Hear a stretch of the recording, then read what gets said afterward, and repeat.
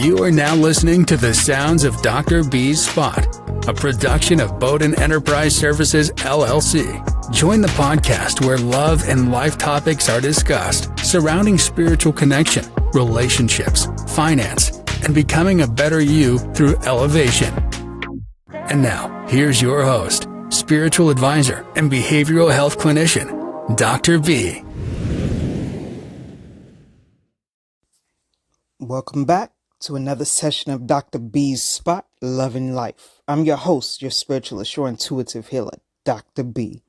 We are back in business and back in action, back with the truth, back with the fire, and back with the word your spirit didn't know it needed.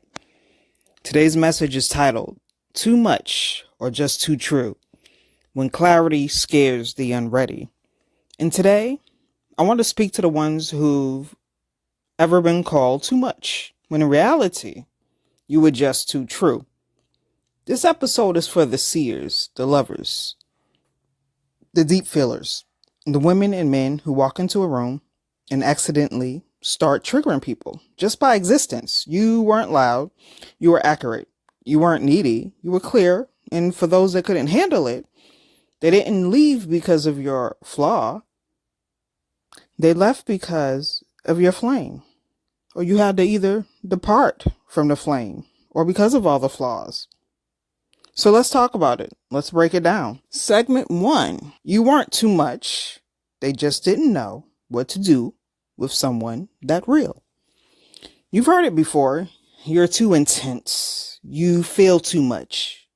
You think too deeply. And yet you couldn't, or they couldn't stay away in the beginning, right?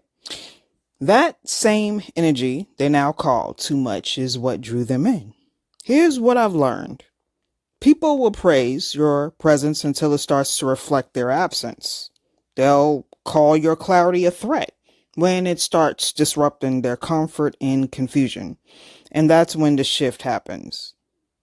They don't ghost because you hurt them. They ghost because they're not ready to face themselves in a mirror you've become. They were okay with your strength until the strength no longer served them, until it started asking questions, until it stopped accommodating their chaos. Suddenly, the very qualities they admired became inconvenient. What they called too much was actually just honesty without sugar. And let's be clear, some people aren't allergic to you. They're allergic to your ability to see through them. And in a world where pretending is currency, authenticity will always be considered a threat. But you didn't come to perform, you came to be, and that's exactly what scared them.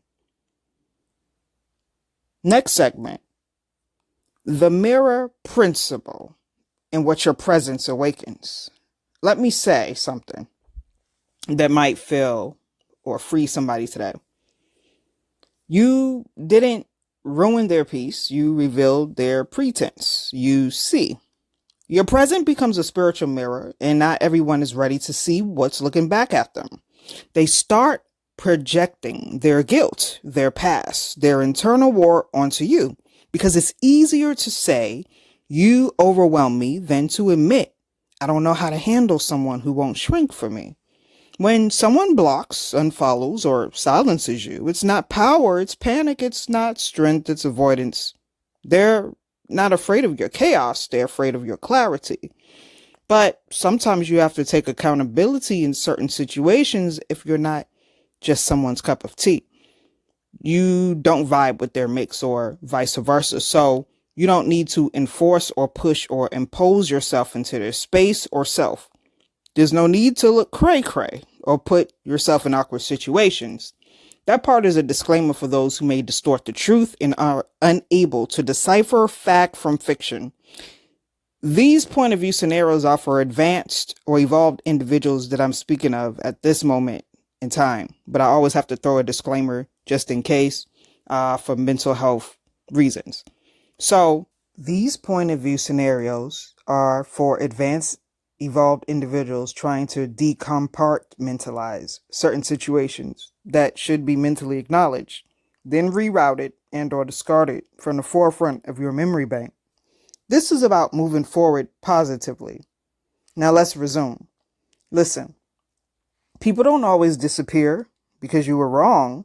Sometimes they disappear because you were right. They wanted your light until it started illuminating their shadows, until your questions started unraveling the stories they told themselves, until your love made their neglect or self more obvious. And when you love deeply, it forces people to ask themselves what they accepted as normal. Some people would rather run than reckon. Some would rather ghost than grow. So let it be what it is. Your presence didn't just show them who you were, it reminded them of who they had the potential to become. And not everyone is ready to rise to that level of truth. On the next segment here, we want to talk about how they rewrite the story to protect their ego. You ever had someone mistreat you, leave you, and then try to make you the villain? In their head, just to justify their exit. You were loyal, you were solid, you poured in, and now they act like you broke into their home and rearranged their furniture. Or stole their man, or stole their woman, or whatever the case may be. Listen to me. That narrative has nothing to do with who you are. That's their ego. Writing a survival script. That's their shame saying we need to blame her or him before we admit we fumbled the blessing. But here's what's divine.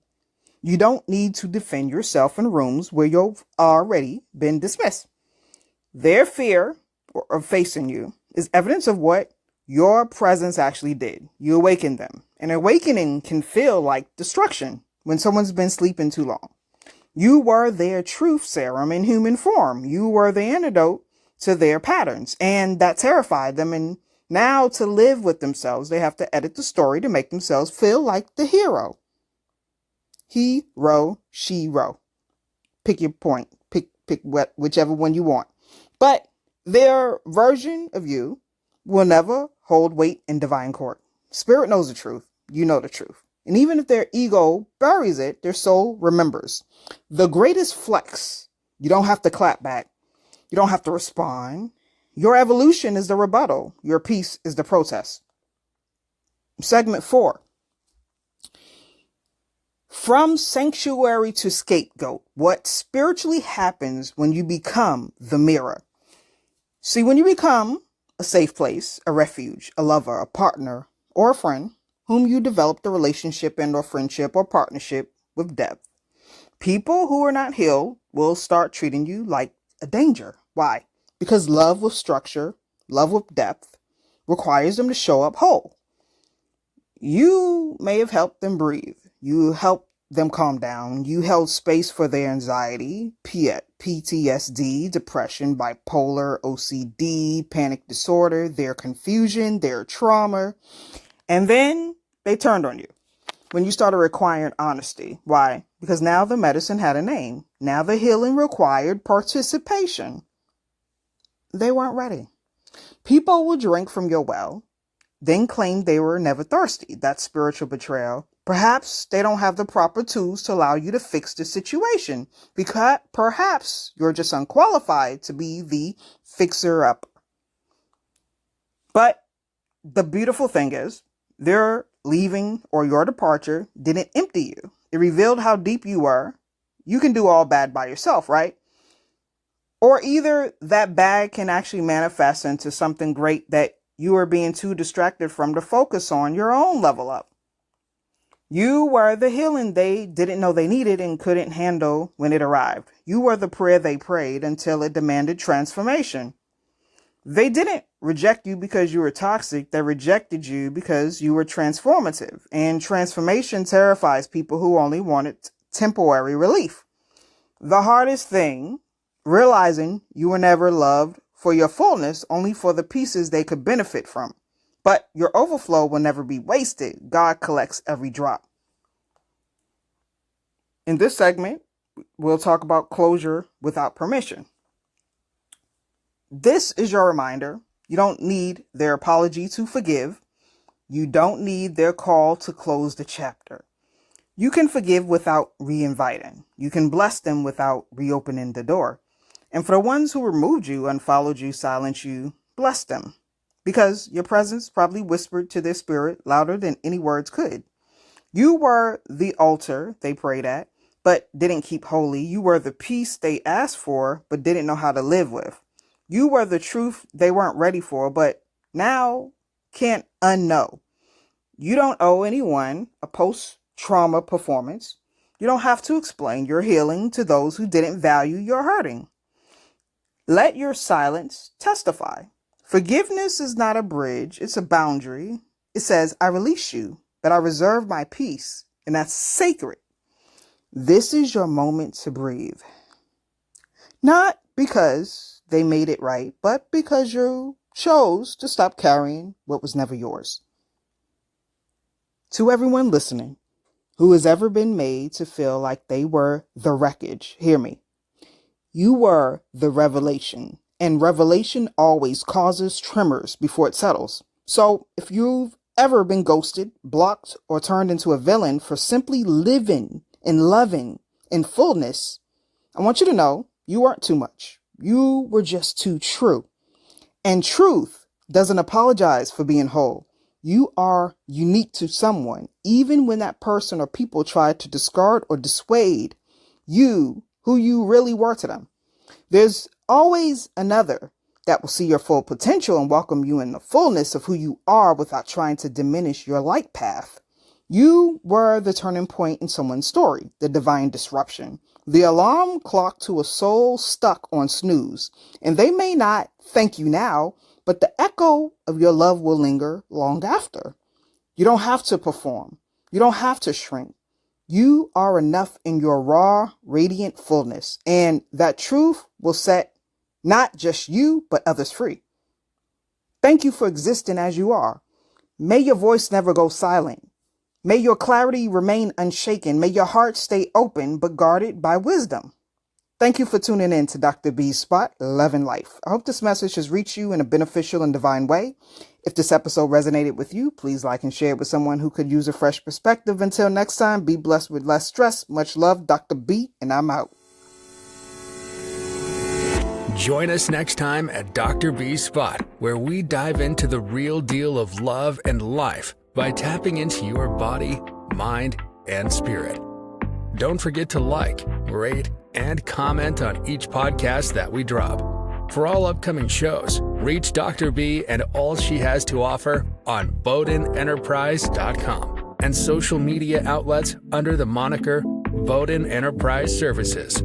Peace and blessings to you and yours. We are out.